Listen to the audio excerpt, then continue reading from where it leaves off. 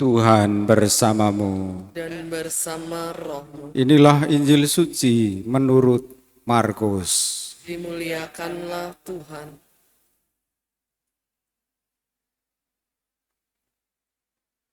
Pada waktu itu Yesus meninggalkan daerah Galilea dan berangkat ke daerah Tirus. Yesus masuk ke sebuah rumah dan tidak mau bahwa ada orang yang mengetahuinya. Tetapi kedatangannya tidak dapat dirahasiakan. Malah di situ ada seorang ibu yang anak perempuannya kerasukan roh jahat. Begitu mendengar tentang Yesus, ibu itu datang dan tersungkur di depan kakinya. Ibu itu seorang Yunani berkebangsaan Siro-Fenisia. Ia memohon kepada Yesus supaya mengusir setan dari anaknya. Lalu Yesus berkata kepadanya, "Biarlah anak-anak kenyang dahulu, tidak patut mengambil roti yang disediakan bagi anak-anak dan melemparkannya kepada anjing. Tetapi ibu itu menjawab, "Benar Tuhan, tetapi anjing di bawah meja pun makan remah-remah yang dijatuhkan anak-anak." Lalu Yesus berkata kepada ibu itu, "Karena kata-katamu itu, pulanglah, sebab setan itu sudah keluar dari anakmu." Ibu itu pulang ke rumah dan mendapati anaknya terbaring di tempat tidur, sedang setan itu sudah keluar. Demikianlah sabda Tuhan. Terpujilah Kristus.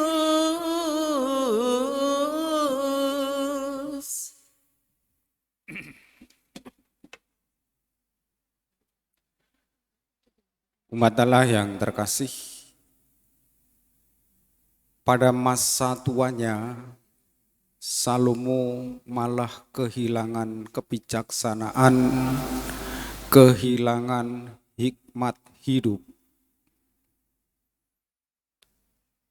Yang membuat Salomo kehilangan kebijaksanaan atau hikmat di masa tua adalah satu, ia membangun kemegahan istana melebihi bait Allah.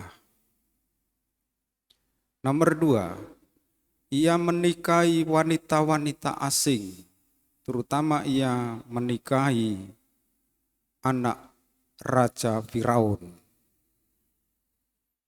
Dan yang ketiga, Salomo ikut iman istri-istrinya jatuh dalam penyembahan berhala. Dikatakan berhala yang menjijikkan, salah satunya berhala Molok, berhala bangsa Amon yang ketika beribadat harus mengorbankan anak manusia. Hal-hal itulah yang membuat Salomo kehilangan kebijaksanaan atau kehilangan hikmat. Mari kita bertanya diri, apa yang membuat kita kehilangan kebijaksanaan? Kekayaan, kedudukan atau jabatan, atau popularitas.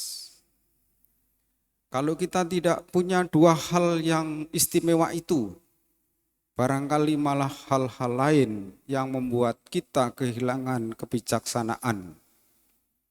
Merasa tidak punya apa-apa, lalu menjadi kalap dalam hidup, jatuh dalam penyembahan berhala atau praktek perdukunan karena merasa miskin, merasa tidak punya jabatan, merasa tidak dikenal orang, lalu membabi buta, mencari hal-hal itu dengan cara yang jahat.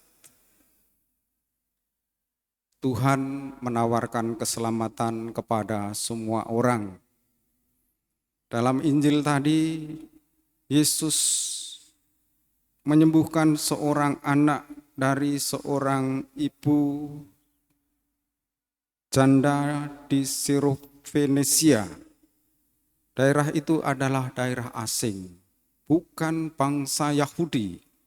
Tetapi iman ibu tadi sungguh luar biasa, dan karena iman itu anak yang tadinya kerasukan setan disembuhkan oleh Yesus. Pada masa-masa biasa, Injil teristimewa, banyak sekali Yesus mengusir setan, menyembuhkan orang sakit, dan mengusir penderitaan dalam hidup manusia. Kalau kita menyadari justru setan itu bekerja pada masa-masa biasa, masa harian kita. Disitulah setan menggoda kita.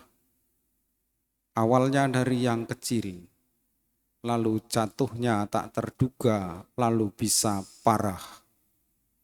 Dan hari ini keempat saudara-saudari kita akan menerima sakramen baptis. Semoga setia kepada Yesus, setia kepada Gereja Katolik, dan dijauhkan dari kuasa setan, kuasa kegelapan, dijauhkan dari dosa karena mengimani Yesus. Dan kita mari saling mendoakan dalam hidup supaya kita selalu pantas di hadapan Allah dan di hadapan sesama. Kita lanjutkan dengan upacara sakramen baptis.